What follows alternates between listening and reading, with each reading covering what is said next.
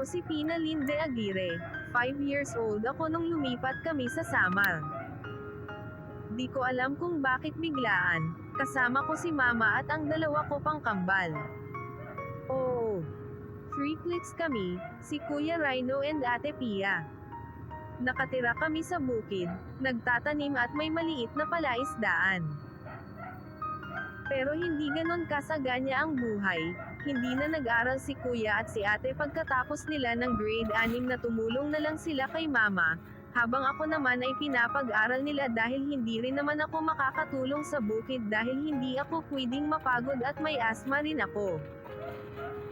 Masaya ang buhay namin nang isang araw nalaman ko na may sakit si Mama at kailangan siyang maoperahan. Kailangan naming dalhin siya sa Manila dahil dun lang may magaling na doktor. Pero ayaw ni Mama, gastos lang daw at wala naman kaming sapat na pera para sa operation. Nagpumilit si Ate hanggang sa nagkasagutan sila. Pinipigil ni Kuya Rhino si Ate sa pagsasalita hanggang sa nabanggit nila Ate si Papa. Ang pagkakaalam ko patay na si Papa, pero sa sinabi niya na buhay si Papa at mayaman ito sa Manila.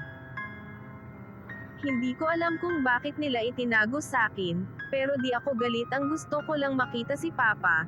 15 years old na ako at ngayon ko lang nalaman ang tungkol kay Papa. Ilang araw muna bago namin nakumbensi si Mama na pumunta ng Manila at magpagamot.